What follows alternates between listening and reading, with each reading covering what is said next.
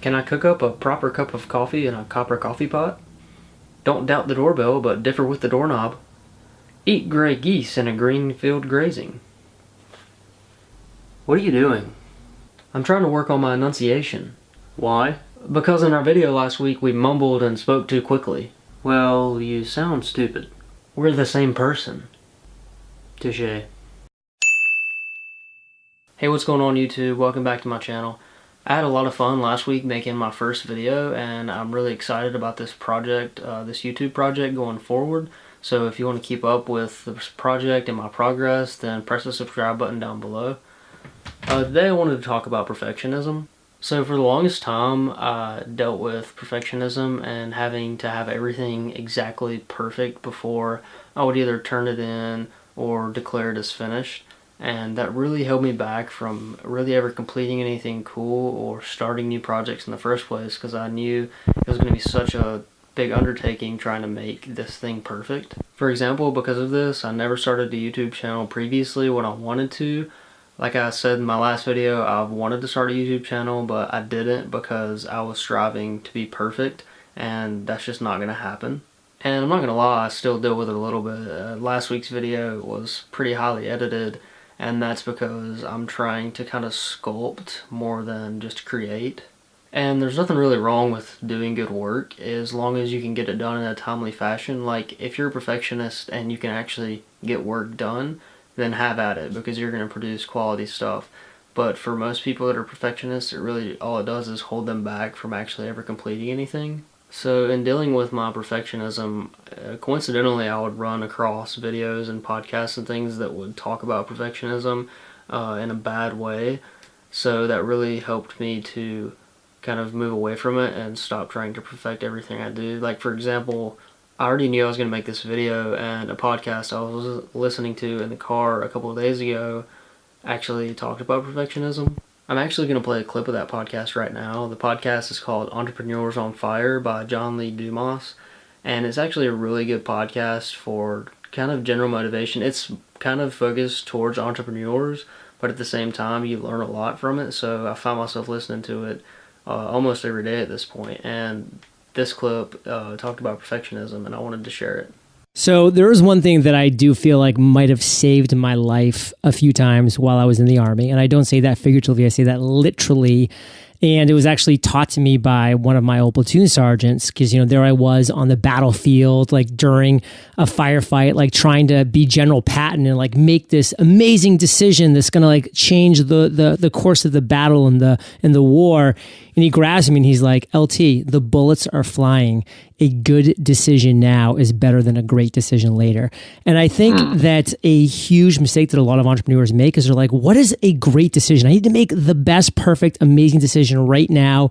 And if I don't, then I'm just not going to make any decision at all, because I just feel like if it's not a great decision, I'm not going to do anything. But the reality is you need to really just make a lot of good decisions to the best of your ability very quickly, and then pivot and move on to that next step, because it's the people that sit around and try to have that perfect, great decision.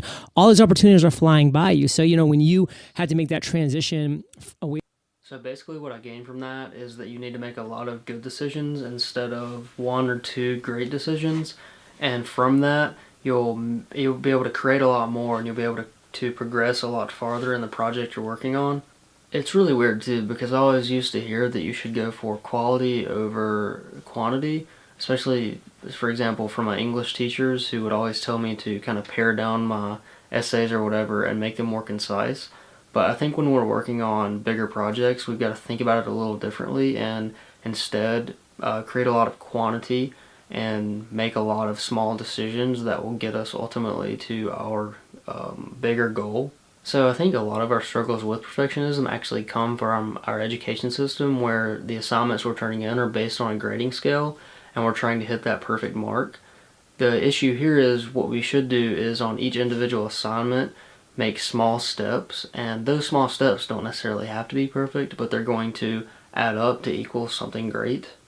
Like, a lot of times when I'm assigned a paper, I usually don't even do a rough draft or a couple drafts. I just turn in the first thing I write, which is a really bad habit. We need to iterate on our mistakes in order to get that perfect paper or assignment, instead of trying to make it perfect the first time, because a lot of times I would make B's or low A's instead of making an A plus because I didn't do any iterations of my draft. So I also watched a video by Casey Neistat a few years ago, and he put in a little line about perfectionism, and I'm going to share that clip right now. There's one thing that I wrote down, which Ryan has said to me before, and this is like a known that people say, but never let perfect be the enemy of good enough. That principle really articulates what these vlogs are for me. Prior to vlogging, I used to put out maybe a movie a month or something like that, and my excuse for not being more prolific was always that I want what I make to be perfect. And I guess if you're Stanley Kubrick or you're Quentin Tarantino, there is validity in that argument. But in retrospect, that argument was just an excuse for me to not make more. So Casey talks about how he started his vlog in order to move away from perfectionism and it be more of a catalyst for creativity. He wanted to be able to make more content and to make things every day, so he kind of had to throw the perfectionism out the window.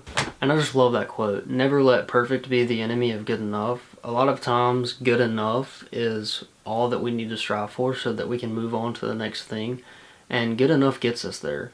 Now, you have to have a good balance, because you don't need to get in the mindset of good enough and then never strive to do anything great.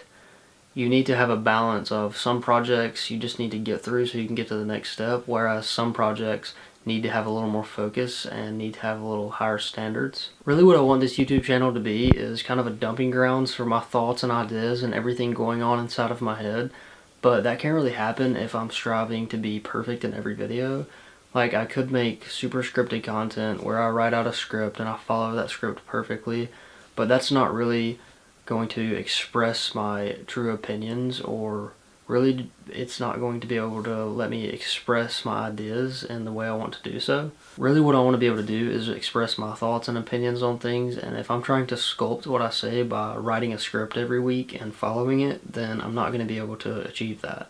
So if you want to follow me as I go and explore this YouTube thing and come up with new creative ideas every week, then go down below and click the subscribe button and leave a comment so we can have a little bit of discussion down there. You can also follow me on social media at Clayton Hamrick on both Instagram and Twitter, and also I have a blog that I write on every week, www.claytonhamrick.com. Link will be in the description. I hope you guys have a good week, and I'll see you back here next Wednesday. So as I'm sitting here editing this video, I'm seeing a couple things that I don't love about it. Like, there's some focusing issues, some audio issues, but I think in the spirit of this video, I'm not going to go back and reshoot anything, and I'm just going to not be a perfectionist.